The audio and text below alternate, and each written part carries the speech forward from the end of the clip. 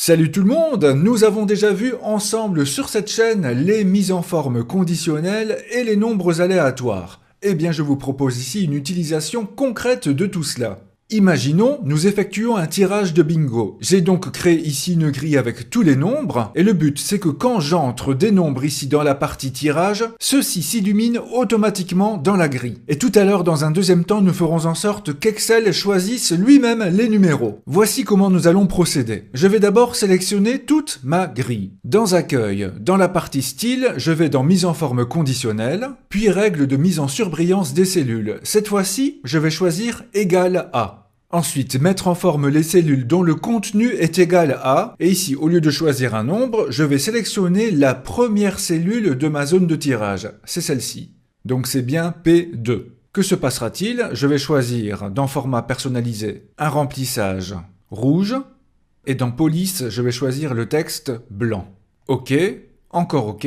Testons cela dans un premier temps, je tape par exemple le numéro 56, entrée, et automatiquement le 56 s'illumine. Si je teste un autre numéro, le 22, eh bien c'est le 22 qui s'illumine. Ainsi vous pourriez afficher cela sur un grand écran, et ainsi les participants pourraient voir les numéros qui sont déjà sortis.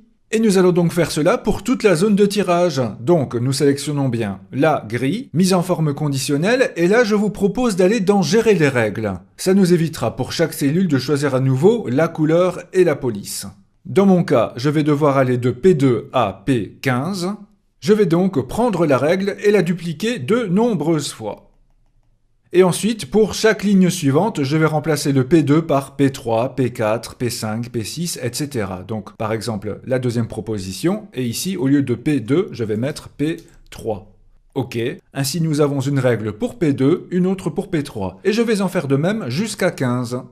Voilà, c'est fait, j'ai modifié chaque règle. J'ai donc bien la liste de P2 jusqu'à P15. Je clique sur OK, et nous allons tester tout cela. Le tirage a choisi le 10, le 14, le 82, le 55, etc. Cela fonctionne donc parfaitement bien. Deuxième étape, proposons à Excel de choisir lui-même le ou les numéros. Dans la première cellule de la zone tirage, égal, aléa, entre bornes, et dans la parenthèse, cela va de 1, point virgule, jusque 90 ou 90. Je ferme la parenthèse, j'appuie sur Entrée. Parfait, et si je vais dans Formule, Calculer maintenant, à chaque fois, il va modifier le numéro qui est sorti et automatiquement, il s'illuminera dans la grille. Dans la plupart des cas, la touche F9 du clavier donne le même résultat.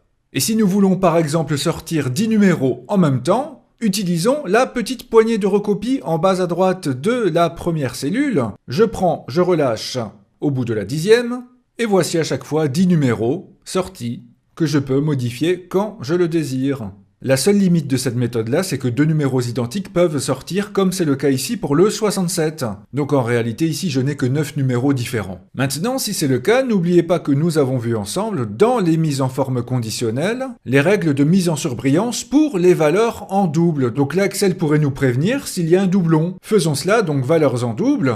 Je vais les mettre en jaune, OK, et là vous voyez que les deux 67 sont en jaune. Et nous pouvons ainsi poursuivre notre tirage au sort sans crainte. Là nous avons deux doublons, et là pas.